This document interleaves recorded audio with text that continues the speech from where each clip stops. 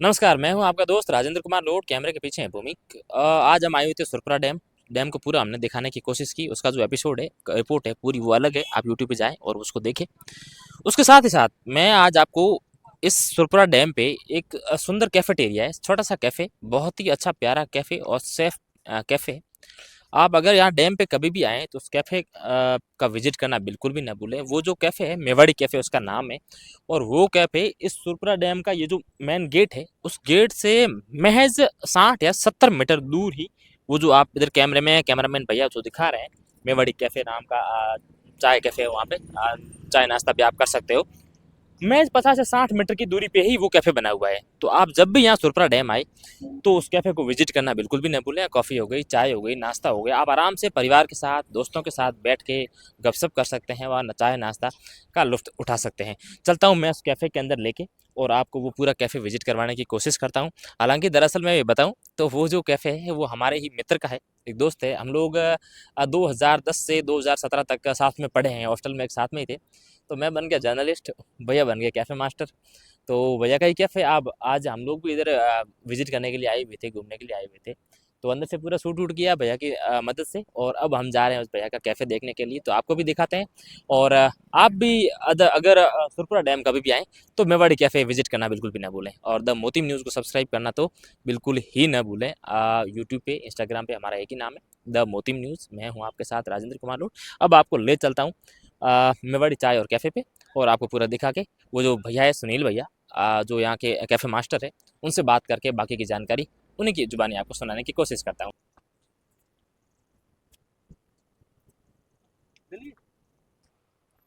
Yes, हम ये आ चुके हैं मेवाड़ी कैफ़े के आगे। वो गेट से महज़ 50 या 60 मीटर ही इधर। जब कभी भी आएँ मेवाड़ी कैफ़े ज़रूर विज़िट करें। आ जाओ अंदर ले चलते हैं। इस कैफ़े के बाहर व्यवस्था की गई बैठने के लिए, आराम से फैमिली वगैरह है वो भी अंदर बैठ सकती है। और इधर चाय कॉफ़ी बनाने का ये किचन वगैरह भैया का पूरा जो सेटअप कर रखा है सुनील भैया का। इनको प्यार से लोग सुनील इंडियन कहते हैं। तो उस नाम से भी आप सोशल मीडिया पे अगर सर्च करेंगे तो भी मिल जाएंगे और मेवाड़ी चाय और कैफ़े इस नाम से सर्च करेंगे तो भी मिल जाएंगे। और ले चलता हूँ आगे अंदर। जी भैया, सुनील भैया, कैसे हो, क्या हाल चाल है?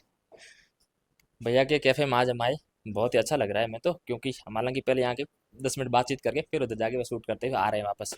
अब हम बैठ के आराम से भैया से बातचीत करके गपशप मारते हुए पूरा बताएंगे कि भैया को ये आइडिया कहाँ से आया, किस तरीके से आइडिया आया, और ये सारी बातचीत हम बैठ के करेंगे। तो बैठते हैं, आ जाओ, चलिए। तो भाई साहब, सुनील भाई ने हमारे लिए कॉफ़ी की व्यवस्था कर दी है, कोल्ड कॉफ़ी की। वैसे मैं चाय कॉफ़ी इस प्रकार की पीता नहीं हूँ कभी, और लेकिन आज जब सुनील भैया के कैफ़े में आए हैं तो फिर पीना हमारे लिए भी ज़रूरी हो गया। हम लोग 2010 से क्लास 6 से 12th तक हमने साथ पढ़ा है। अम्बेडकर स्कूल मंडोर के अंदर स्थित है, हॉस्टल है नागौर रोड पे, एक बड़ा ही आवासीय विद्यालय है और शानदार विद्यालय है। उसमें हम लोग 7 साल तक साथ में पढ़े हैं। हम बन गए जर्नलिस्ट, भैया बन गए कैफे मास्टर। तो सुनील भैया, पहले आप मुझे ये बताइए कि ये कैफे वाला ये आइडिया कहाँ से है? जैसे जोधपुर में आप कहीं भी जाओगे, यस। सबसे ज़्यादा क्रेज चाय का है।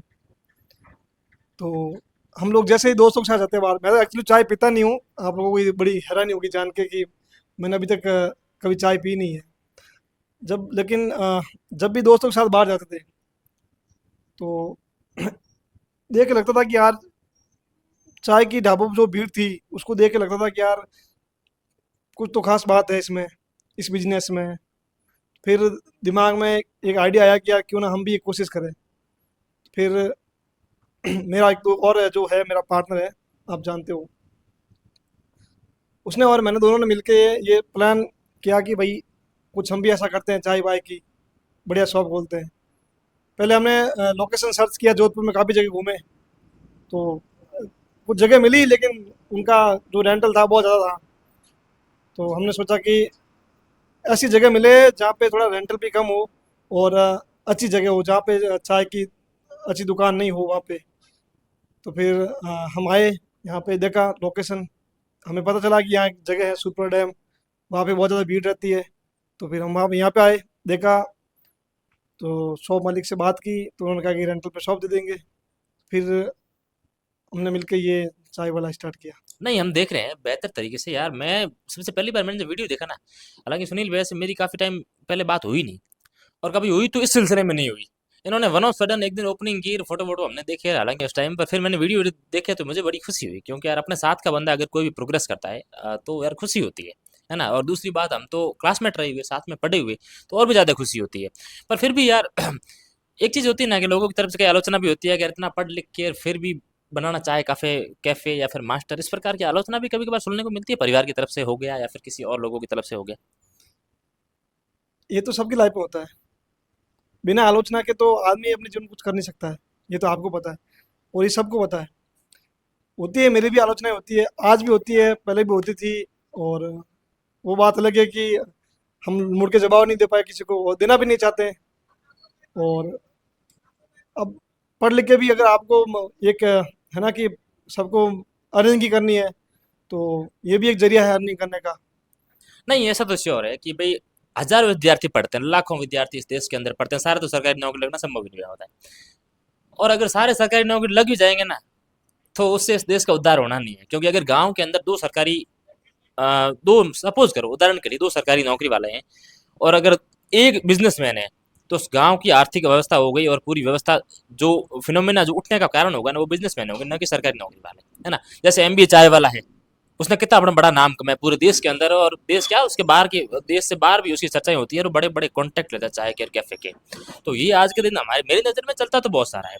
लेकिन भाई अगर मैं बताऊँ ना, तब मतलब हॉस्टल में थे ना, उस टाइम भी कई प्रकार के ये मैगे वैगे बनाना और कलाकार तो शुरू से थे। हॉस्टल वाले कुछ किस्सा शेयर करना चाहेंगे, ऐसा कोई हुआ हो? और हॉस्टल लाइफ तो अब क्या बोलूँ मैं उस लाइफ के बारे में, तो वो तो मिलेगी नहीं वापस। पर हाँ, कुछ है किस्से हैं जो कभी ख़त्म नहीं होंगे हॉस्टल लाइफ के। जैसे बोमसा भी है हमारे बैचमेट साथ में। तो हॉस्टल में बहुत मज़े किए, बहुत चीज़ें की हॉस्टल में। वो चीज़ें वापस शायद मौका नहीं मिलेगा कभी। नहीं, चोरी छुपे हॉस्टल के पीछे जाके और उधर से खाना वाना बनाना रहे, वो वाला मामले में गाजर के हलवा, सर्दियों के मौसम में गाजर के हलवे के चूल्हे तो जगह जगह मिलते थे। हमसे कभी पार्टिसिपेट किया आपने? नहीं नहीं, बिल्कुल पार्टिसिपेट किया है। और सुनसा के साथ भी क्या, काफी मजा आ रहा था। कौन सा आपने वो गाजर वाला हलवा यार, रेसिपी आज आजकल याद आती है कि नहीं आती है? बिल्कुल, वो चीज़ें बहुत याद आती है। वो पल अभी कभी हम चाह के भी नहीं भूल सकते वो पल।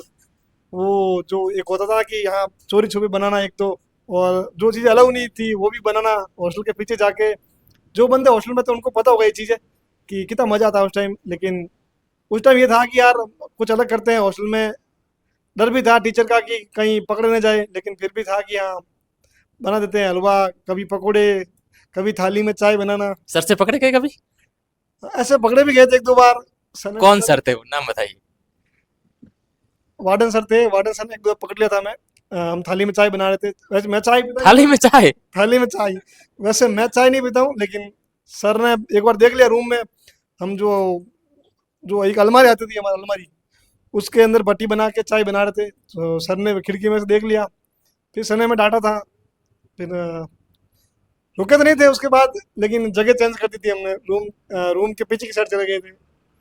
हमारा एक्चुअली क्या होता था कि जो हॉस्टल था ना, उस हॉस्टल में मेस था, क्योंकि वो रेजिडेंशियल विद्यालय था, और उसके अंदर खाने वाने की व्यवस्था पूरी मेस के अंदर होती थी।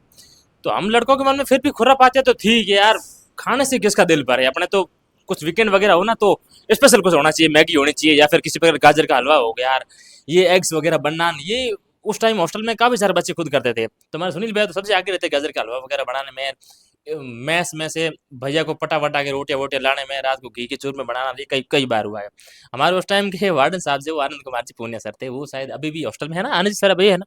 अभी नहीं है। अभी आनंद सर हॉस्टल में नहीं है? नहीं, उनका ट्रांसफर हो गया मेरे हिसाब से। अच्छा, शाहिद का सर का ट्रांसफर हो गया है। तो उन सर को हमने कई बार चकमा भी दिया है। एक बार की मैं बात याद दिलाऊं, हमारे साथ एक लड़का पढ़ता था, कमलेश उमट से, जानते हो जालोर वाला? जी जी जी। कमलेश उमट को एक बार चाहिए थी छुट्टी। तो कमलेश ने कहा यार कि राजेंद्र क्या छुट्टी दिलवा दे यार, क्योंकि मेरी उस टाइम क्या है, हालांकि एक सर थे कमल कुमार जी मीणा सर, तो मेरी उनके साथ बॉन्डिंग थोड़ी बेहतर थी।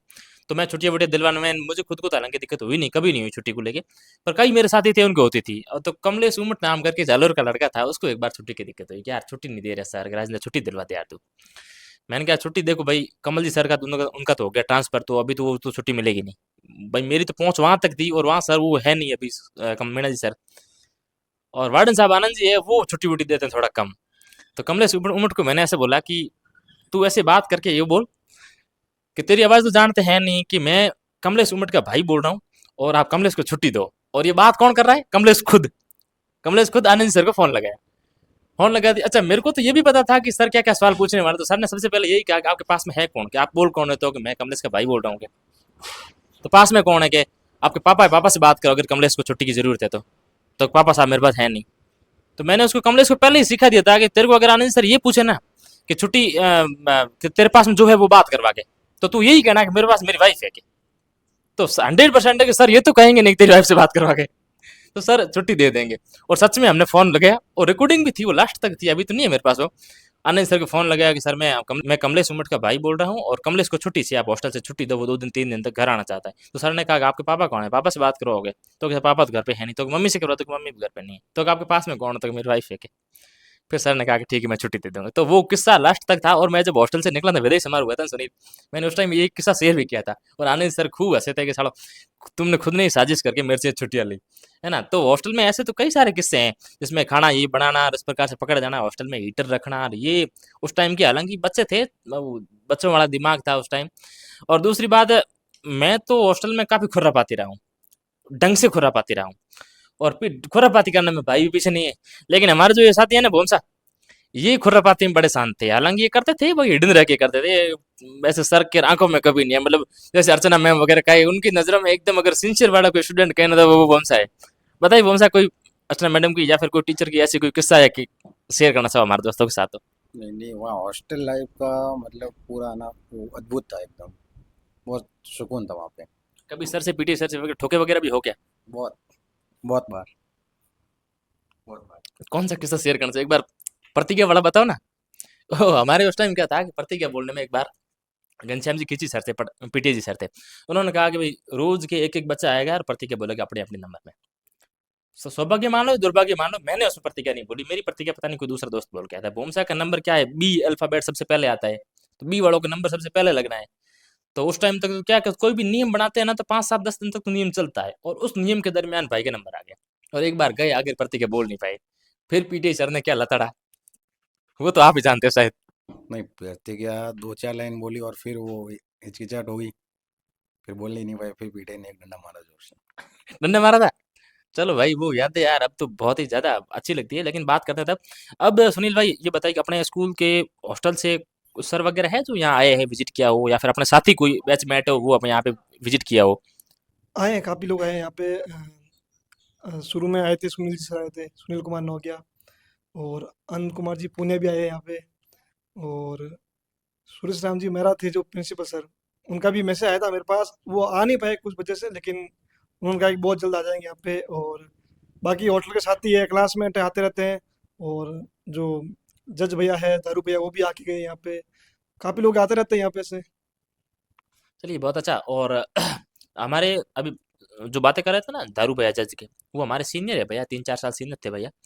और वो वर्तमान समय में आरजेएस है, जुडिशियल सर्विस में है, और वो उदयपुर पोस्टेड है ना, नहीं, चित्तौड़गढ़ सर। चित्तौड़गढ़ पोस्टेड है। हाँ, वो हमारे सीनियर भैया है, वो आरजेएस है। और हमारे जो सीनियर भैया है और भी अच्छी सी पोस्टर्स पर है। हमारे बैच में भी कई भैया है जो एडवोकेट है, कई आर्मी में है, मांगीलाल पुलिस में है, सुखदेव जैसे आर्मी में है। उसके अलावा जैसे मैं पत्रकारिता के पेशे में आ गया, और सुनील भैया इन्होंने बेहतरीन कैफे खोल दिया। तो इस प्रकार करके बच्चे काफ़ी काफ़ी सेटल हो चुके हैं। और ये श्योर है कि यार, एक बार बिजनेसमैन से मैंने पहले भी किस्सा शेयर किया था, जो लोग सरकारी नौकरी में होते हैं ना वो शायद इतना नहीं कर पाते जो बिजनेस वाले कर पाते हैं। और आज के दिन आप शायद ये देख भी रहे होंगे। अभी तो शुरुआत है, देखना बाकी है। अब देखते हैं क्या इन होता है फ्यूचर आगे। क्या क्या नए प्रोजेक्ट आने वाले हैं इसी कैफे को लेके, या फिर कैफे लाइन में हो गया, फिर इसके अलावा भी? ये तो चल रहा है, कोशिश यही रहेगी कि इसको आगे बढ़ाया जाए, और नई लोकेशंस पे जाके और को कैफे खोले जाए, और नए लोगों को अपॉर्चुनिटी दी जाए। यही रहेगा ना अभी तो। और देखते हैं, वो तो सरकारी का तो आप जो बोल रहे हो, पैसों का तो सब उसी के पीछे ही है। सरकारी में जाके भी आपको अर्निंग की करनी है, बिजनेस में जाके भी आपको अर्निंग की करनी है। तो मैंने सोचा क्यों नहीं इससे अर्निंग करी जाए। चलिए भाई, ये तो बहुत ही अच्छा लगा। और मेरा नाम है राजेंद्र कुमार लोट। हमारे चैनल को सब्सक्राइब करना बिल्कुल भी न भूलें। और अगर आप कभी सुरपुरा डैम आओ तो उस मेवाड़ी चाय और कैफ़े पे विजिट करना बिल्कुल भी ना भूलें, क्योंकि यहाँ पे कॉफ़ी पी रहा हूँ, वैसे मुझे तो बहुत ही मज़ा आ रहा है, बेहतर लग रही है। और इसके अलावा भी चाय नाश्ता कॉफ़ी आपको सारा कुछ यहाँ मिल बैठने को मिलेगा। और अब बैठने की पूरी व्यवस्था है, आप फैमिली के साथ आओ या फिर दोस्तों के साथ आओ, आप कपल्स के साथ आओ, कोई भी आओ, प्रेमी प्रेमिका कोई भी आओ, उनके लिए बिल्कुल सेफ जगह है। यहाँ बैठ के आप आराम से बातचीत कर सकते हो, एंजॉय कर सकते हो। और सुरपरा डैम तो मैंने आपको पूरा घुमा ही दिया, लेकिन बातों ही बातों में आप द मोतीम न्यूज़ को सब्सक्राइब करना बिल्कुल भी ना भूलें। मेरा नाम है राजेंद्र कुमार लोट, साथ में मेरे दोस्त है सुनील इंडियन और पुमाराम मेघवाल। मिलते हैं कुछ और नए आगे की रिपोर्ट्स में। देखते रहिए द मोतीम न्यूज़। नमस्कार।